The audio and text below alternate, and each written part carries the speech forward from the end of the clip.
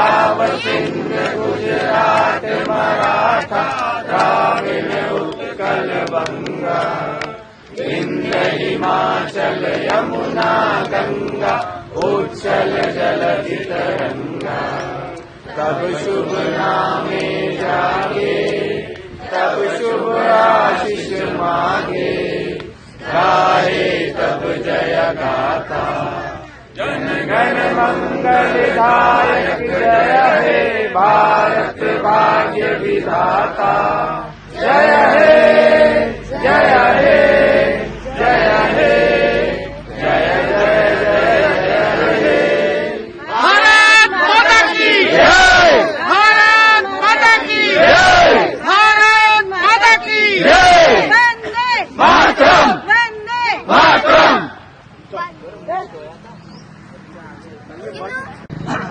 सभी लोगों से अनुरोध है, एक 5 मिनट आप लोग और रहिए।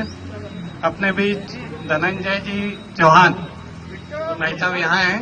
वो एक गंभीर समस्या अपने पूरे भारत में या सब जगह ही है, उस पे 5 मिनट बोलेंगे, उसको थोड़ा ध्यान से सुने। बोले भारत माता की वंदे मातरम वंदे मातरम वंदे मातरम।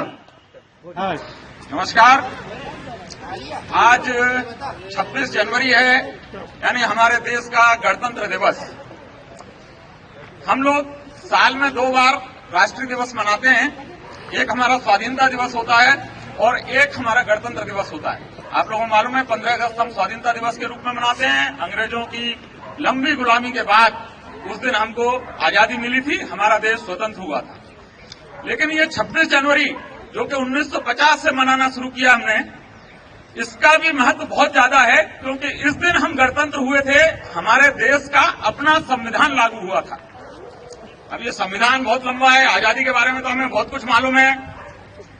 आजादी की लड़ाई कैसे लड़ी गई, उनमें कौन लोग शामिल हुए, कितना लंबा इतिहास था, आजादी के महत्व को हर कोई जानता है। लेकिन गणतंत्र दिवस के बारे में, जो कि आज से अपना संविधान लागू हुआ था और 1947 में आजादी मिली, 1950 से ये लागू हुआ।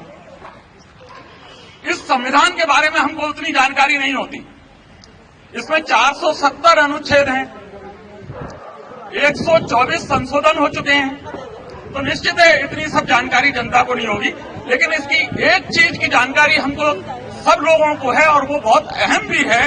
वो ये है कि हमको ये समानता का अधिकार देता है।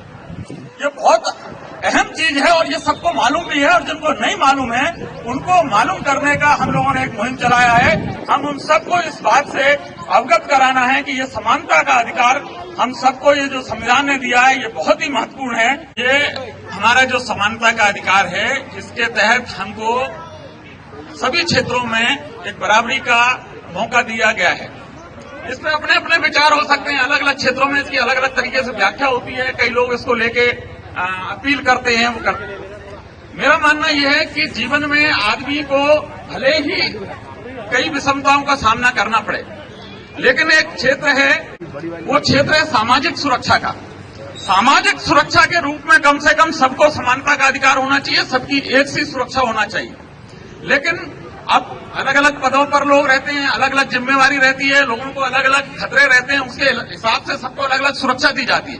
ये भी उचित है। लेकिन जब कोई जघन्य अपराध से पीड़ित हो जाए, जघन्य अपराध से मेरा अर्थ है हत्या, अपहरण या महिलाओं के साथ होने वाला दुष्कर्म, अगर कोई इनसे पीड़ित होता है तो कम से कम उसको एक जैसी जांच होना चाहिए, एक जैसा उसको न्याय मिलना चाहिए, त्वरित न्याय मिलना चाहिए। और हम ये देख रहे हैं कि आजकल ये नहीं हो पा रहा है। शुरू से भी इसकी कोई व्यवस्था नहीं है, क्योंकि ये व्यवस्था पुलिस के हाथ में है। पुलिस अपने अपने दबाव में रहती है, अपने अपने तरीके से काम करती है, उसकी कोई एकरूपता नहीं है, उसकी अपनी सीमाएं हैं।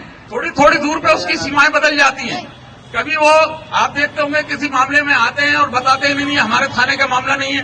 तो मेरा केवल एक इसमें विषय है, ये एक ही मांग है कि जो जघन्य अपराध हैं इनकी जांच के लिए एक अलग से एजेंसी होना चाहिए।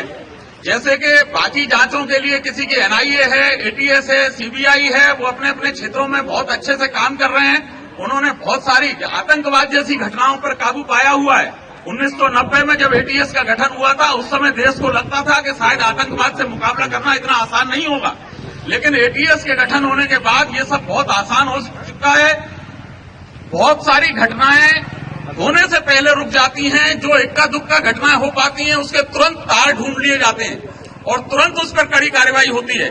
लेकिन हमारे समाज के अंदर जो घटनाएं होती हैं, जो समाज के अंदर रहने वाले लोग करते हैं, उनको पकड़ने में पुलिस नाकाम रहती है, उनको सजा दिलाने में नाकाम रहती है। और जबकि कई घटनाओं में तो लोगों को मालूम होता है समाज के कि ये किन लोगों द्वारा घटनाएं की जा रही हैं, कौन से लोग इसके पीछे हैं, लेकिन पुलिस को नहीं मालूम पड़ता और उसको कोई न्याय नहीं मिल पाता।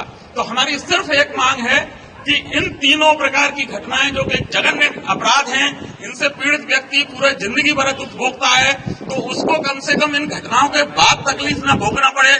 हम शहर में भी कई उदाहरण देख सकते हैं कि जो घटनाएं हुई सालों हो गए, उनका कोई अता पता नहीं चल रहा है। उसका कारण केवल एक है कि पुलिस पर बहुत आसानी से दबाव बना लिया जाता है, उसके बहुत सारे काम होते हैं, वो दूसरे कामों में बहुत बिजी रहती है। और ये राजधानी भोपाल की बात नहीं है, ये छोटे छोटे गांवों की बात कर रहा हूं मैं, छोटी छोटी जगहों की बात कर रहा हूं, जहां पर के थाने में बहुत सीमित बल होता है। वहां कोई बड़ी घटना घट जाए तो उनके बस का नहीं, उनको पता लगा लें। आज आपने देखा होगा कोरोना की महामारी फैली पूरे देश में, कितनी जल्दी उनके लिए जांच की व्यवस्था हो गई, कितनी जल्दी उसके उपाय ढूंढ लिए गए। हमारे ये महामारी से कम नहीं है जो कि जघन्य अपराध पूरे देश में घटित होते हैं। इनका पूरी तरीके से निराकरण होना चाहिए। ये कानून व्यवस्था का मसला है, ये कोई सामाजिक मसला नहीं है, ये कोई मनोवैज्ञानिक मसला नहीं है, ये कानून का मसला है। कानून सख्त होगा, एजेंसी एक ऐसी गठित हो जाएगी तो कोई किसी की हिम्मत नहीं है जो कोई जघन्य अपराध कर सके। और ये हमारे ऊपर एक दाग है।